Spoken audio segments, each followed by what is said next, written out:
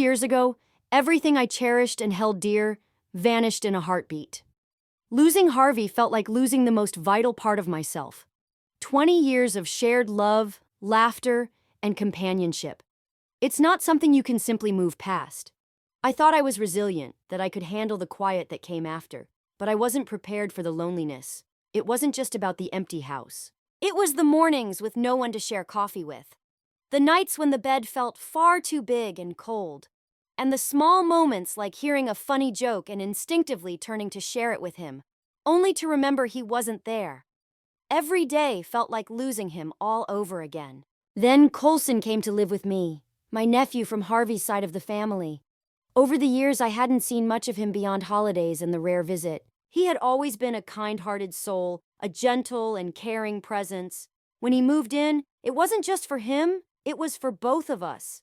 What began as a way to help him soon turned into something I never expected. At first, it was comforting to have someone else in the house, someone to break the silence. But the way he looked at me was different. He didn't just see a grieving widow, he saw me. And for the first time in years, I felt alive again. Colson Calhoun, my nephew by marriage, was more than just distant family. I remembered him as a lively, curious boy, running through our home during the holidays, full of energy and wonder. He had always felt at home with us, and Harvey treated him like the son we never had. Colson's life hadn't been easy. He lost his parents when he was young, and boarding school became his refuge. But during holidays, he always stayed with us. We made sure he felt loved, part of something bigger than the pain he carried. I recall baking cookies with him in the kitchen and playing board games late into the night. Those memories are etched deeply in my heart. When he moved in last year, it felt natural. He was family after all, and I knew how isolated he must have felt. What I hadn't realized was how much I needed him too. The first few weeks were filled with mundane tasks, fixing up his room, organizing schedules, and sharing meals. But there was something soothing about having him around. We started spending more time together.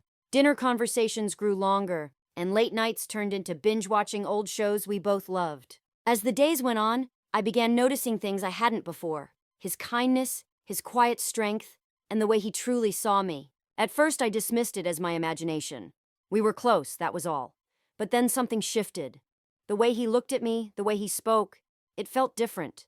There was a warmth and intensity that caught me off guard, and I couldn't ignore the way it made me feel. We were two people, both lost in our own ways, finding comfort in each other. As unusual as it might seem, it felt right.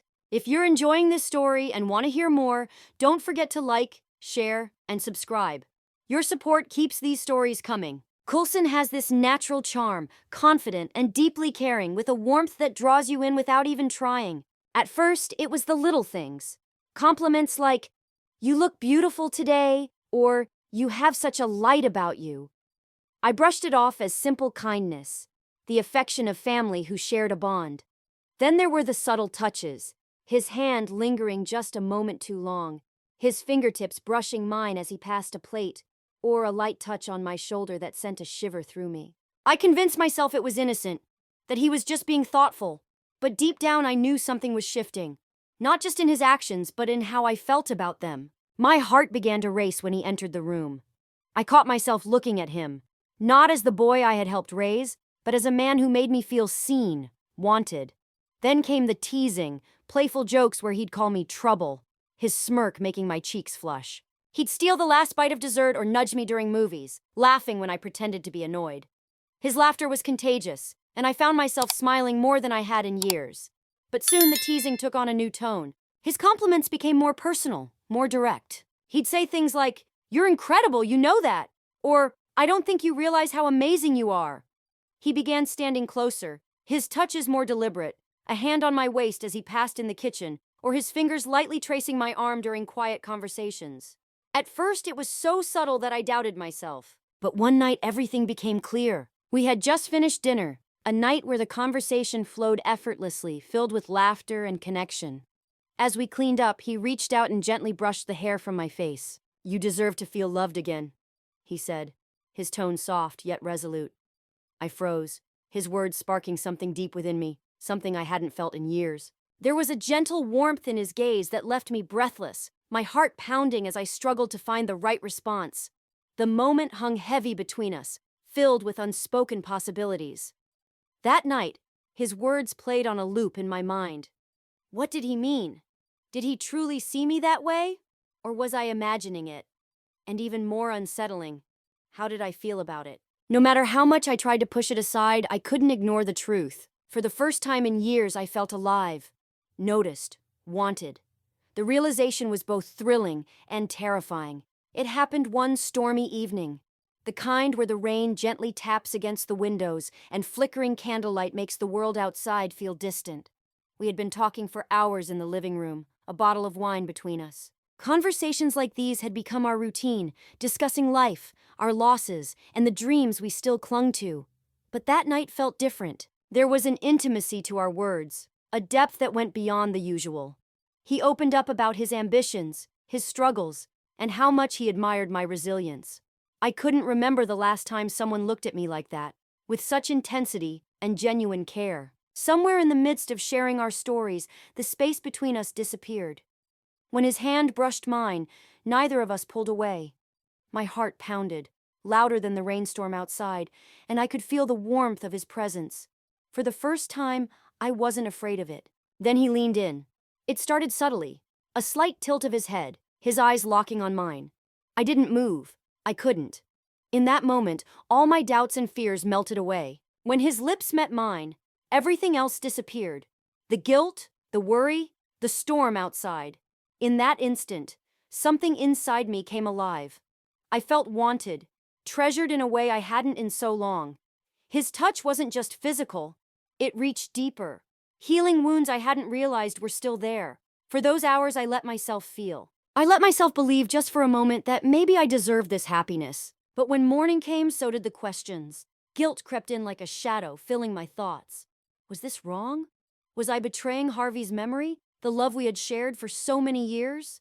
And yet I couldn't deny what had happened that night. For the first time in years, I felt truly alive. And no matter how complicated it was, I couldn't bring myself to regret it. The next 6 months were like a beautiful dream I didn't want to wake up from. Coulson brought light and joy back into my life. Mornings began with him in the kitchen, his messy hair and warm smile greeting me as he cooked breakfast. He'd bring me coffee, often with a small flower from the garden tucked beside the cup. These simple gestures meant everything to me. He surprised me constantly, leaving little notes on the counter, playing my favorite songs when I got home, or giving me flowers on random days. It wasn't the grand gestures that mattered. It was the thoughtfulness behind every small thing he did. Our conversations were endless, flowing naturally from serious topics to lighthearted jokes. We talked about the future, shared dreams, and laughed over silly memories from the past. For the first time in years, I felt like I had a partner, someone who truly saw and understood me. But as blissful as those moments were, they weren't without their challenges. Late at night, when the house was quiet, doubts crept in. What would people say if they knew? Could we ever have a real future together? Or was this just a fleeting happiness destined to fall apart? There were days when those thoughts consumed me, making me question everything. I'd watch him as he worked on his laptop or prepared for his new job, and guilt would hit me. He was young, with so much ahead of him. Was I being selfish for holding on to him? For letting this happen? But then he'd look at me, his eyes filled with a love and certainty that melted every doubt.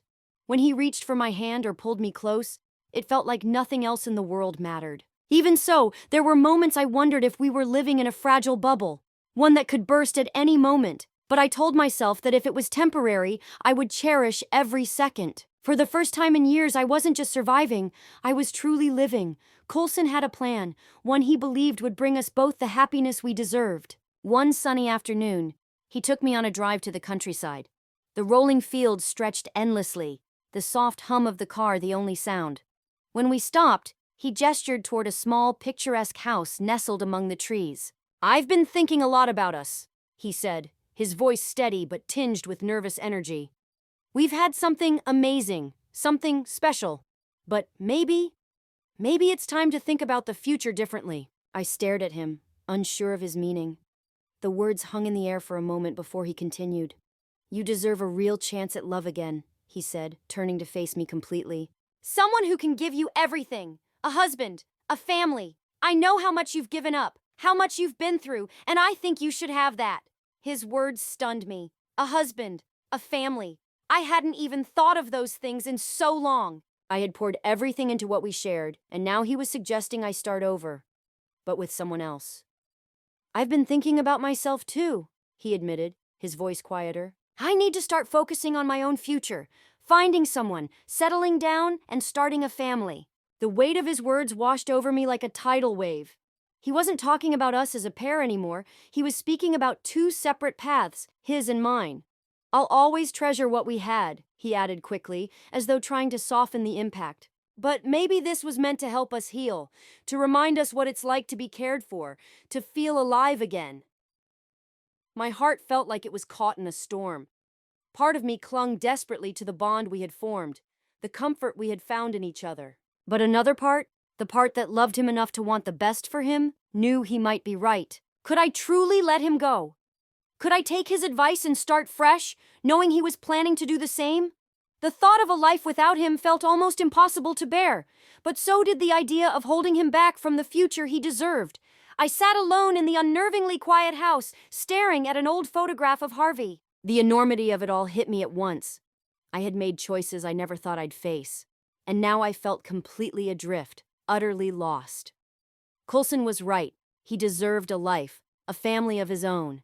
And maybe, just maybe, I did too. But how?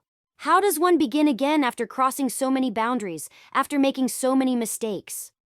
I had always taken pride in my resilience, in my ability to push through life's toughest moments. But this was different. I had to face it. I had gone wrong somewhere along the way. I had allowed myself to believe that the comfort we found in one another could last forever. Now, I didn't even know where to start in unraveling the mess I had created. The idea of facing the world, of hearing their judgments and opinions, felt unbearable. I know some of you have been in situations where love isn't simple, where choices aren't clear-cut. What would you do if you were in my place? I need your advice. How do you move forward when your heart is torn in two? When one part wants to hold on, but the other knows it's time to let go? And to those of you watching, I know you'll have your opinions. Some of you might think I should have known better, and perhaps you're right. But I also believe some of you will understand that love, real and complicated love, doesn't always fit neatly into a box. I'd love to hear your thoughts. Please share your opinions in the comments below. And if this story has resonated with you in any way, don't forget to like, share, and subscribe. And your support means more than I can express. For now, all I can do is sit here watching the sun dip below the horizon and hope that somewhere, somehow, the answers will find me.